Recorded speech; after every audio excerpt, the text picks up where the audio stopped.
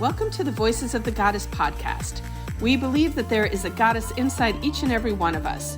When we use our voice to share that goddess, we support and uplift each other. Join us each week as we interview women to receive the message of their goddess within.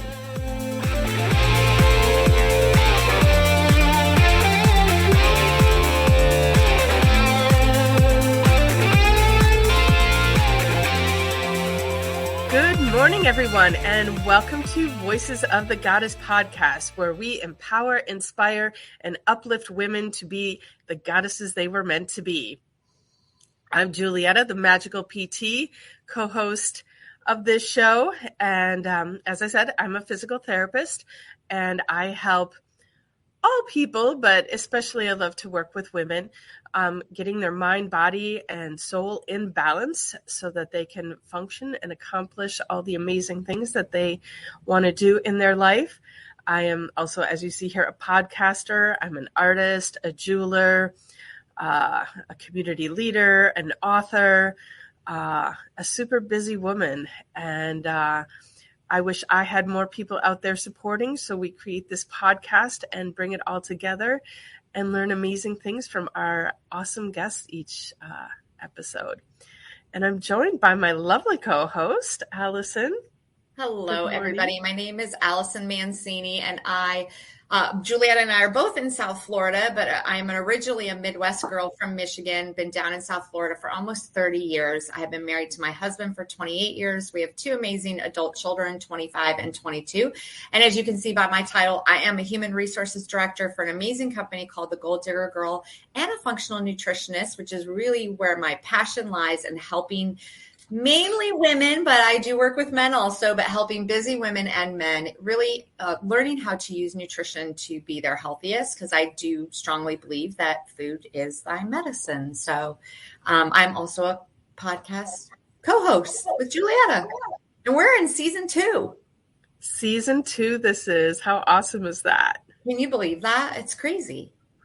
Who knew when we started this? I know. And it's so much fun. We have such a great time with it. So one of the things we were talking about as we were planning 2022 was how much mindset affects people, and really about like money mindset. And it's interesting because actually Kimberly, who I work for, she did a whole thing on money mindset on a platform yesterday that I was listening to. And it's just really interesting to me. I don't know how you grew up, but I grew up with the mentality that money was scarce. Like we always talked about how we never had enough. And I can always remember my parents saying money doesn't grow on trees, and this whole, scarcity mindset. And that like plays into not just money, like other things in your life. So I've really had to reframe and relearn that whole mindset. And I've learned with my kids, I used to do the same thing to my kids. I used to say to them, money doesn't grow on. We don't have a money tree out back that we can just go grab, money off of. I have totally stopped doing that. And I have just looked at them and said, we'll figure it out. We'll find a way. Like I had to totally change that. And one of the books I read actually was recommended by you that really helped me. Which book was that? It was Get Rich Lucky. We'll just say B, but it's amazing. Come on. Get Rich Lucky Bitch. It was awesome. So I can totally relate. Growing up, yes, money doesn't grow on trees, or what do you think I made of money? Mm-hmm. And definitely have struggled with the scarcity mindset. And, one of my biggest lessons in that was for my 50th birthday, I decided no matter what, I was taking myself to Egypt. It was an expensive trip, but I didn't know where the money was coming. Because for 10 years, I said, I don't have enough time and I don't have enough money. Mm-hmm. Those are my two scarcity. There's never enough time and there's never enough money. Right. And I just said, I'm doing this. I'm declaring to the universe that I'm going to Egypt for my 50th birthday, and it's going to work out. And it was amazing to me the moment I made that declaration. The universe just conspired to put everything in place. Mm-hmm. A big chunk of money just magically landed in my lap. I mean, I had to work for it. Right. But it was, it was an extra job that came through that created the extra money that I needed to go do this trip. And whenever I find myself in that situation that I need some money for something, I just declare to the universe that it's going to happen. That's setting my mindset. The universe conspires in my favor, and this is all going to work out. And it always does. Well, I think that's awesome. And I hear stories like that all the time. But when I look back at that book in particular, one of the best tips I think she gives, and this is so funny. So remember, as kids, when you found a penny or a nickel or a dime on the street, you would pick it up, right? Because you're like, oh my gosh, it's a dime. Because back when we were kids in the 70s, you could go to the store and get quite a bit for a dime in candy and gum, right? But now it's like you see that penny, and as an adult, I would just like walk right by it. Honestly, how I used to look at it, I'm like, ooh, that's probably really dirty. I'm not picking it up, right? Like total terrible mindset. And one of the things that she talks about in that book is how pick up the penny, pick up the dime. You are you're thinking abundantly when you do that. So now every single time I see any coin on the ground, it's in my hand. I don't care if it's a penny. I picked up one the other day. I'm not even sure it could be legally called a dime anymore. It was so scratched and yeah. See the face of it. I was cracking up, but I'm like, going to be abundant. And you know what? It's really interesting when you start paying attention to things, you realize that things come into your life abundantly. You're just never paying attention to it. So it's pretty incredible. All right. Everybody set your mindset abundantly. Yes. And so speaking of abundance, something new for season 2 is we now have a sponsor. Yay. So this month, our sponsor is Graciela Valdez, photographer extraordinaire. She's an award-winning, published, professionally certified portrait photographer specializing in boudoir and personal branding.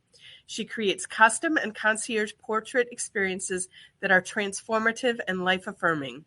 Whether an intimate portrait honoring your highest self or a professional and engaging portrait for your business, she makes pictures of who you are, not just what you look like. And I can absolutely testify to that. I have done both boudoir and professional branding shoots with Graciela.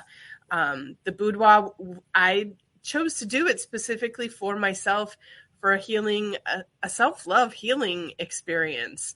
And it really transformed how I view myself.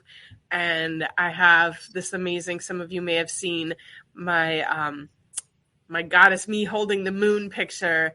Mm-hmm. Any day that I'm feeling less than a goddess, I look at that picture and remind myself that's the powerful woman that I am, and I can accomplish anything.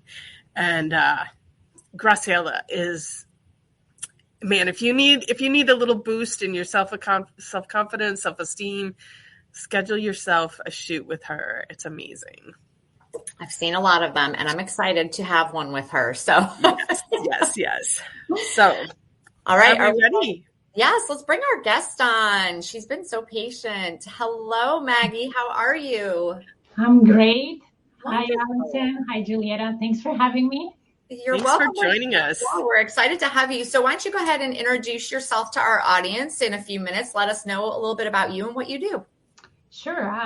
My name is Maggie Perotin. I'm a business and leadership coach. So in a nutshell, I give service-based solopreneurs clarity and tools to help them exceed their business goals and at the same time become really authentic and high-performing leaders in their business. I live in Canada, in Toronto. I'm originally from Poland. So my family, we're like an immigrant family. My husband is French. I'm Polish. We have 4 kids. We're a blended family with 4 kids. So we speak sort of 2 and a bit of Polish in their languages in our household. We love nature and books and reading and spending time together. So in a nutshell, quickly, that's me. That's awesome. I love it. And Toronto is one of the cities that I have always heard is absolutely beautiful. And I think I actually was there as like a very small child, like a toddler, but I do not remember it at all. But I've heard it's amazing. Yeah, it's definitely amazing. I invite you ladies to come whenever you can or feel like it. Awesome. Well, let's go ahead and dive right into our questions. We are so excited to learn from you. So our first question, Maggie, is what is one book that you wish every goddess would read and why? All right. So there's so many, but I do have one that's my all-time favorite, and it's called 7 Habits of Highly Effective People by Stephen Covey. And, it's really a book about self-leadership and becoming a better human in the process, but really a better leader of your life. And through that, not only creating a better life, better business, more money for yourself, but impacting all those people around you and, motivating them and inspiring them to be better. And, there's the 7 habits that the author goes through. They're very simple. It's not rocket science. And, that book really, I read it as I was entering like kind of high performance habits and so on. So it wasn't in the beginning of my journey, but it showed me how much impact we can have without even realizing them, and how, you can be, because as I heard you ladies talking about, money mindset and so on, and all of us, and a lot of us have that mindset that, oh, if I'm wealthy and rich, that means I'm going to be a bad human, right? We connotate being rich to being bad, and it's not true. Money and power really just emphasize who you already are. So if you're a good and kind human, money will give you more ability to do more good and more kindness and spread that in the world. And that book definitely projects that and shows you that you can be a good human and work through and make money at the same time, and make a positive impact. So highly, highly recommended.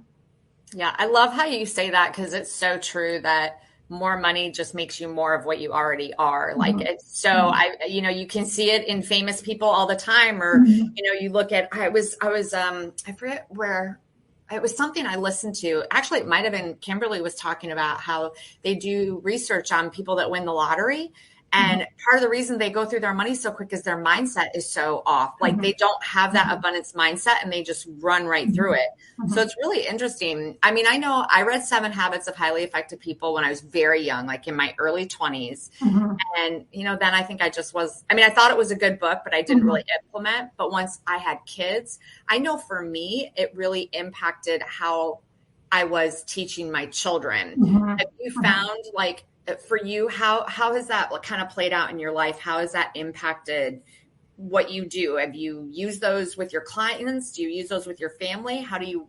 In everything. I actually started with me and then with my family and so on, but with my clients as well. Like, the thing is that when you think about those concepts of leadership and business, when you distill them to like the simplest form, they actually help you everywhere in the entire life. So for me, it was just that, like, amplifying, I remember, and I'm sure you remember that story about, actually it was author that was in the subway in New York, and he came in, and like, we often judge people, right? Like, we get upset in traffic and so on because we have that judger mindset, and it's not natural that our brain goes that way, the primitive brain. But learning not to do that can have such a huge impact on how you feel and how you perceive other people, and then what you do about it, right? So he goes quickly into a subway, and he sees a dad with like a bunch of small kids, and the dad kind of sits down, and it's, doesn't pay attention. And the kids are loud, they're running and disturbing people and so on. So he sort of automatically went into judging, the person saying, thinking, about dad, the kids were bothering people and so on. So then at some point he started, like, he wanted to point out to the dad that the kids might be disturbing a little bit. And he started saying something. And the dad was like, you know what, I'm so sorry. I didn't notice. We're just coming back from the hospital. Their mother passed away. So we never know, right? We get upset, people in the traffic, but we don't know what that person is going through that cut us off. Right? And maybe they're human. Maybe they just didn't notice. And it happens to us too, right? We're not perfect. So that book is full of those like really powerful moments that get you rethink of how you act, who you are. And then, there's some great tools, great habits that help you become a high performing person as well. I love that. I love that example too, because let's be real, as parents, there are moments where you just can't even handle what's going on. Oh, yeah. Whatever. Yeah, you just kind of throw your hands up and you're like, okay, you just go run crazy. Almost, I can remember times being like that, and I was actually grateful that like another adult said something to my child, and I would look at them and be like, yeah, well, that's what you get. Like, you're misbehaving. You're not listening to me. Maybe you'll listen to a stranger. You know what I mean? So yeah, I get that. All right. So question number 2 is, what is your top self-care practice and how does it support you in your everyday? So I would say my top self-care practice is my morning routine. And I developed it over time, right? I didn't start with that like morning miracle, whatever. There's this book, right, about morning routine being at 2 hours and so on. It didn't start like this. It started with just one meditation a week, right? And me just wanting to be less stressed and having more patience for my little kids, because by Thursday night I was like, oh my God, I can't do this. I was losing my patience and I didn't like that, right? I felt terrible as a mom and so on, and I had to change something, and I came across mindfulness and meditation, and all I could do at that time is really just on the weekend, one meditation. And then I started noticing how that just one thing for 15 minutes a day can positively impact me. And then it started from there, and then I added like 30 seconds of breathing exercise every morning. And then at some point I added like 5 minutes of stretching. And that was the whole thing I was doing for quite some time, because I was still working my corporate job, and I had to commute 45 minutes one way. It's Toronto, and my kids were little, and you had to drop them at daycare and all those things. I didn't have that much time. I had 5 minutes right in the morning. And then it developed into as COVID started and we had a little bit more time, no commute and so on, into more of a structured, I have a breathing time and I have a stretching time, and now I can add a daily meditation of 10 minutes and all that. But that has been truly something that just works miracles. Yeah, I think we would both agree. We journal, we meditate, we are both true believers. And I find it so interesting because I was actually recommended by a functional medicine doctor almost 14 years ago to meditate every day. And I remember like in my head laughing at him, like, you've got to be kidding me. Because I just didn't get it. And it's so incredible to me. Once you start, it really, like, to me, it feels good, and it doesn't have to be long. And that's the one thing, like Juliet and I always reiterate to our audience, like, if you've never meditated before, it doesn't have to be for long. You can meditate for a minute or two, just start somewhere. So yeah, I think that's awesome. Yeah, I was like you. I was like, meditation is not for me. My brain always goes. How am I ever going to switch off my brain? But that's because you don't understand what meditation is all about, right?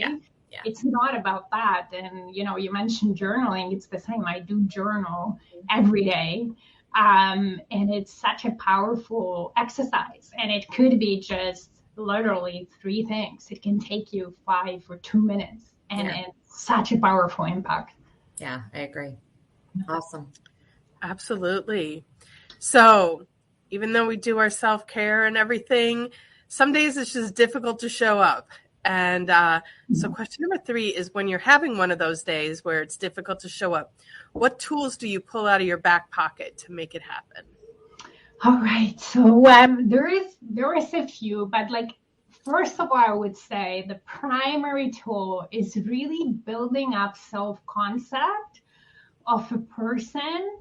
I call it self-leadership, but we can call it whatever, but building up self-concept of a person who does what they decide to do. Mm-hmm. So a person who makes intentional decision. I don't just do because, somebody think I should, or I'm like on autopilot. I don't really realize what I'm doing, but I'm intentional about the majority of things I do in my day.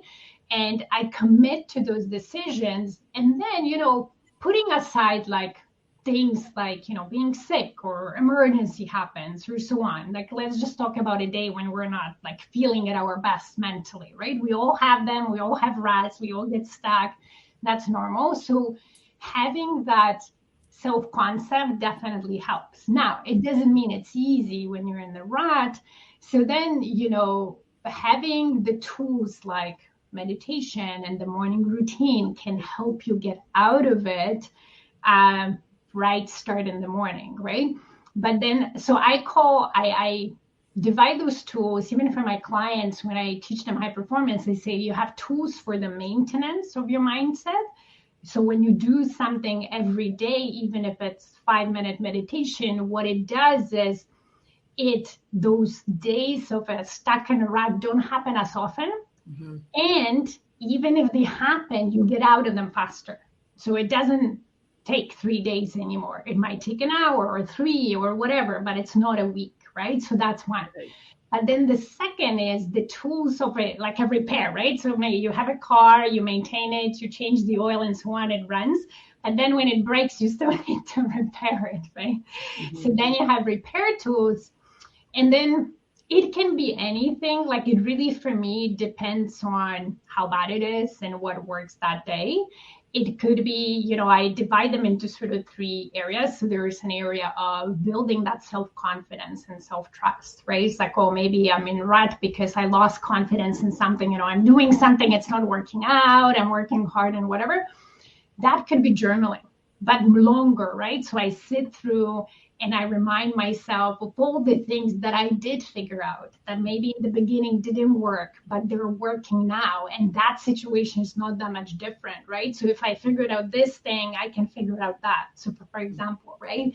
Then there's tools that help you reground yourself and calm down. So let's say if you're not feeling well and you're like in this spin of busyness and so on, maybe you just need a walk in a fresh air or a dance or just another meditation just to bring yourself and calm down, right? Mm-hmm. And then the third, I guess, area of the tools, I'm like, just have fun.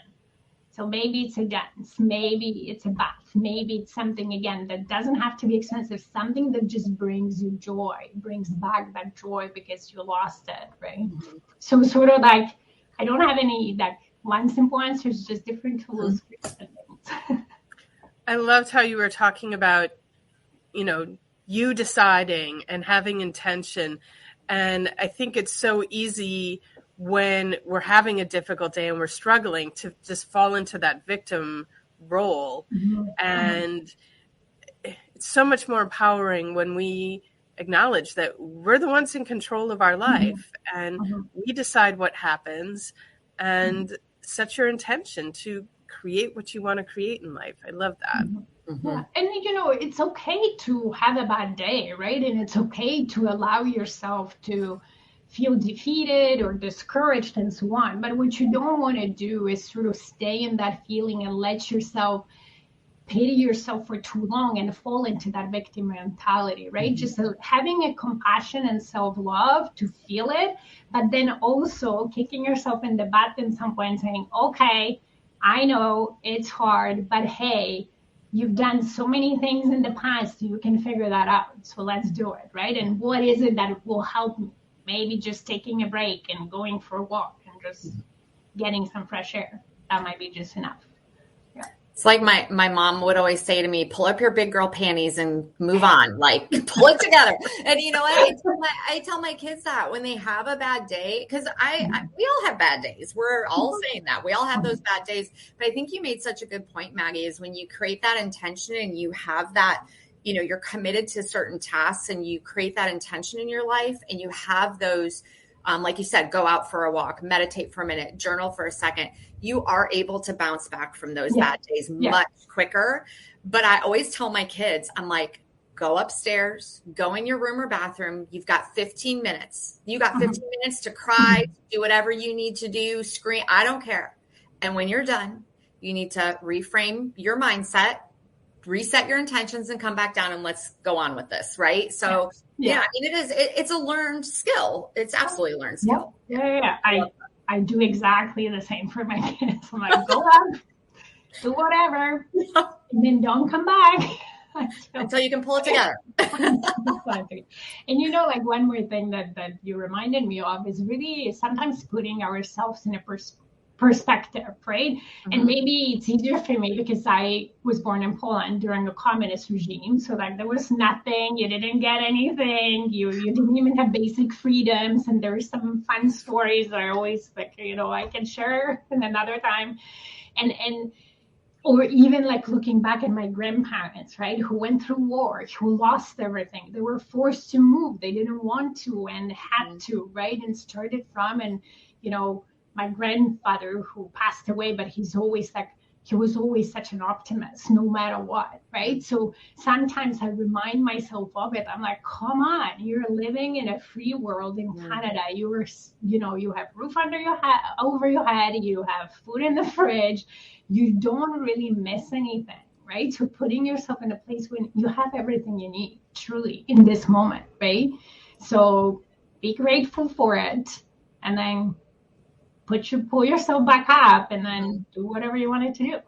Yeah, I love that perspective. That's a perspective we all could use, right? Is that we are in a free country, and very grateful for that. All right. Our final question is, what life experience has formed who you are today? Okay, well, I think every life experience forms who we are, right? So if we look through our lives, though of course there's ones that have more impact than others, but it's a never-ending journey. And but when I was thinking about this question, I thought, okay, well, how far back can I go? And something that really impacted me, so outside of the communist regime, I think it was actually divorce of my parents. So my parents divorced when I was about 11, so I kind of remember. And they were a good couple. There wasn't anything like we weren't a pathological family with abuse or whatever. They just didn't work out, right? And there was whatever, and they decided to part ways. But there was a bit of drama. Of course, there were emotions and so on in it. So the three things that when I thought about it, that sort of event, taught me as a child, so I was 11, is first of all, is that there's no point of being with someone in a relationship for the sake of being, right?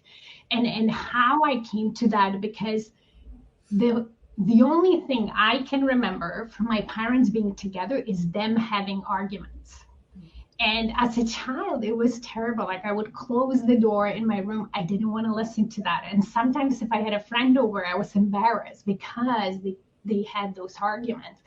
And when they actually divorced, my dad lived very close, so we could always come and see him. I actually felt relieved that I didn't have to listen to those arguments. I still had lived with my mom. My dad was still there, available at any time, loving and so on. And that sort of taught me that I'd rather be alone than just in a relationship for the sake of being with somebody in a relationship.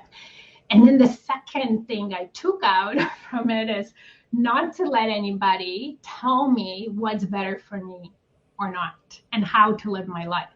And that was because I saw my grandparents, from their love for their own child, not in interfering, but talking separately to their own children about the situation and kind of enhancing that, well, you're right, he's wrong, or you're right, she's wrong. And not really helping by maybe helping the marriage to stay, or just staying out of it and letting my parents figuring it out. And they actually, I really think they contributed to the whole situation, right? So my parents quickly learned, don't try to tell Maggie what to do, because Maggie will get upset. Maggie wants to do her own thing. and that was something. And, it's sometimes there's always pluses and minuses to that, but I quickly learned that, I know what's best for me, and I'm going to listen to what I think. And if I want an advice, I would just ask for it. But don't try to give me your own advice unsolicited. And then the third was really that we're all human, because I think as kids, we idolize our parents and we think that they're perfect, right? So quickly, no, we're not perfect. We're all human, but it doesn't take away from our ability to love somebody and give and be there for them and so on. So that's sort of those three lessons I carried with me all my life. I love how you took that experience and grew from it and took positive from it, because so many people that I talk to, if their parents divorced when they were children, they just talk about how devastating it was. And it was just the worst thing that could ever happen. And it destroyed them. And as adults, they're still not getting over it. And so I love to eat. And it just shows how every human experiences life differently, but when you can take something that the vast majority of people perceive as a very negative experience, you took it as an opportunity for growth and learning. And I love that. Thank you for sharing that. And hopefully, someone listening can maybe change their viewpoint on that experience. So thank you for sharing that. Yeah, she just changed mine because my parents got divorced when I was 12. and a lot of what I've always looked at was how devastating it was, truly. I mean, I do know there are good things that came out of it, but I've really never sat and thought, okay, how has that really shaped who I am in a positive way? And I need to focus on that. So thank you for that, Maggie. Oh, you're welcome. You're welcome. Love that. So Maggie, if there was one thing that you would want our audience to remember from our time here together, what would that be? I would say the one thing is always start with you. So if you want other people to be better, if you want other people to improve, if you want to change the world for the better, because you see how much, maybe not positive things there are, start with yourself. Be the person you want others to be the person, you want to be in 10 years. Start being that person now, and you will see how much you can actually create positive impact around you when you do that. I love that. That's beautiful. Thank you. All right. Well, it is time for us to wrap up here. So first, I want to thank you, Maggie, so much for showing up. You brought tons of wisdom to the show today, so we really appreciate you being here. I also want to say thank you to our audience, our listeners out there. You've brought us to season 2, and for that, Allison and I are very grateful. So thank you all for listening. If you've liked what you've heard today, please follow us, like, comment, and share with your other friends out there. There are so many women that can benefit from hearing the tidbits that come out on this show. And also a special thank you to our sponsor, Graciela Valdez, Fine Art Photography. And I want to wish all of you a magical day. Thank you for having me, ladies. It's been a pleasure, and thank you for all who are watching. Thank you for being here.